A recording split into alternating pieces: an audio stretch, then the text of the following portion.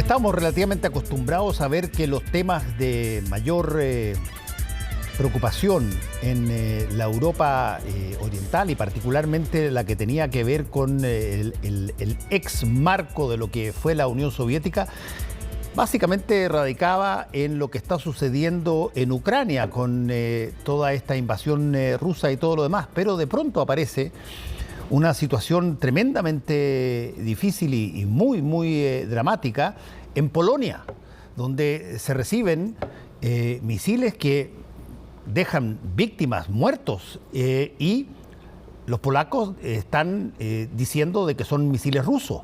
Y la cosa ya cambia entonces de lo que estaba pasando entre Rusia y Ucrania, y si es que ahora se agrega la variable polaca. ¿De qué se trata todo esto? ¿Es un escalamiento que eventualmente puede terminar mucho más grave de lo que hasta ahora ha pasado? De eso conversamos con Raúl Sor. ¿Cómo estás, Raúl? Hola, Fernando. Sí, tiene un potencial de escalamiento, pero creo que todavía esto está cubierto, como se dice, por una espesa niebla que cubre tantas veces situaciones bélicas. Y no está claro, en primer lugar, de quién era el misil. Los rusos dicen que ellos de ninguna manera lo dispararon, pero ya hemos escuchado en otras oportunidades que Rusia ha negado haber participado en ciertas situaciones y después de algunas investigaciones se ha determinado que efectivamente sí fueron ellos. Y en este tipo de situaciones militares hay un gran cinismo. Es decir, tú recuerdas que, digamos, durante cuando comenzó la invasión a Ucrania, Putin dijo que esos soldados no eran suyos, sino que eran era gente vestida de verde.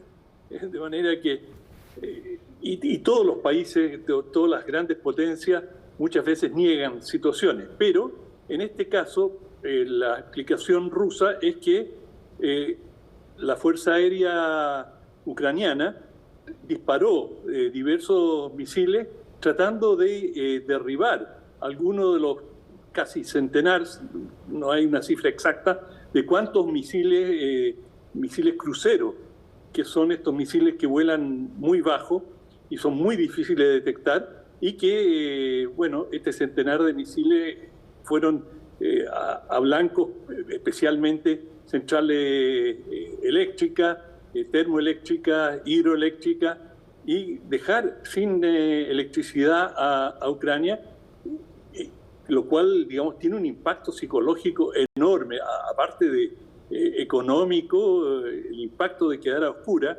es muy serio y eso se sabe en todo el mundo. De manera que esta gran actividad misilística que desplegaron los rusos tuvo una respuesta de parte de Ucrania, que a su vez disparó misiles para intervenir y parar, destruir a los atacantes. Y según los rusos, estos dos misiles fueron a caer a Polonia. Ahora, el potencial de esto es grave en la medida que Polonia es parte de la Organización del Tratado del Atlántico Norte, es decir, esta enorme alianza de casi una treintena de países que liderada por Estados Unidos, y que agrupa a la mayoría de los países de Europa Occidental que tienen este principio de todos para uno y uno para todos. Es decir, si algún país reclama que ha sido atacado por otro, todos deben asistir y socorrerlo. Y bueno, si Polonia le pidiera a la OTAN que intervenga, las cosas se complicarían mucho. Pero hay que decir de que Polonia ha sido lejos de ser neutral frente a la guerra ruso-ucraniana. Polonia es probablemente el país que más temores tiene, que más recelos tiene de los ex países socialistas, junto con los países bálticos, estas tres pequeñas repúblicas bálticas. Polonia es la que tiene la posición más dura frente a Rusia. La historia de Polonia ha estado siempre jalonada por enfrentamientos, dificultades con la Unión Soviética y ahora con Rusia. Hay que recordar que incluso el campo socialista se desmembró y se descalabró, y lo más grave, digamos, el comienzo de esa quiebre ocurrió en Polonia. Por lo tanto, esto abre una serie de interrogantes, como tú bien señalas. Oye, Déjame hacer un poco de recordación histórica en algún tipo de situaciones. Una de las cosas que hemos conversado en otras oportunidades, Raúl, es que en la historia bélica de lo que ha sido nuestra civilización humana, está lleno de situaciones, y particularmente en los últimos 100 años, está lleno de situaciones donde aquello que parecía que era fruto de un determinado enemigo con nombre y apellido, en realidad era una situación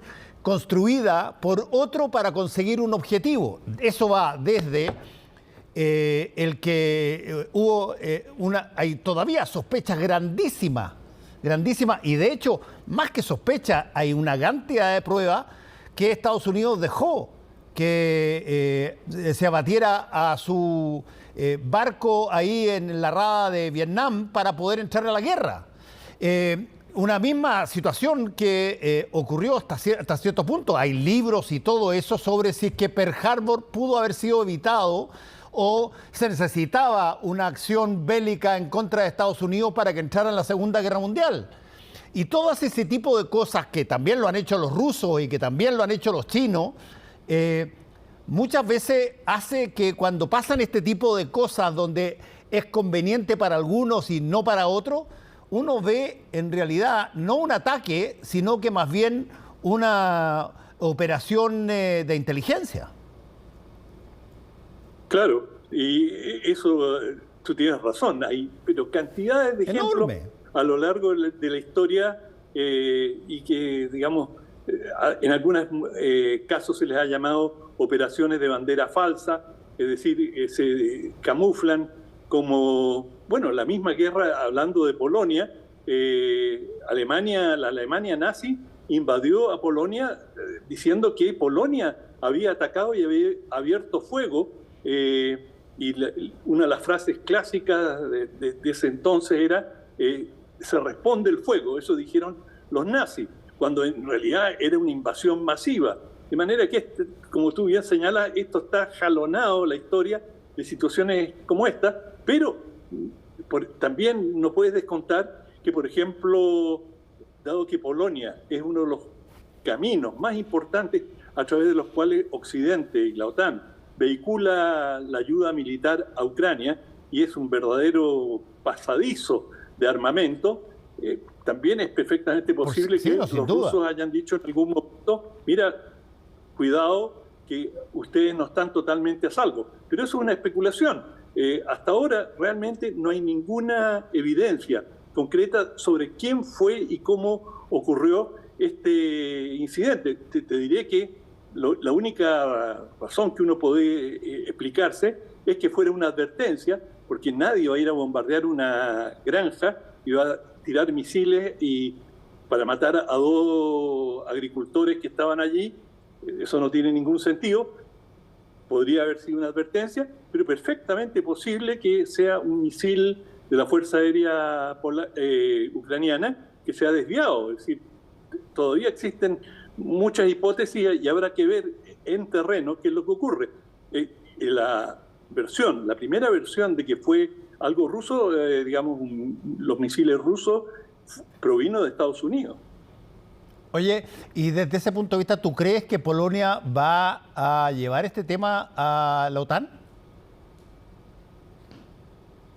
Es posible que lo lleve, pero no creo que la OTAN lo haría con el objetivo, según quien lanzó el misil, pero suponiendo que fue Rusia por un momento, el propósito de Polonia sería advertir y trazar una línea roja y decir, bueno, todavía puede pasar una vez, pero 2 es inaceptable, y en ese caso ya convocaríamos a un respaldo militar. Pero los rusos,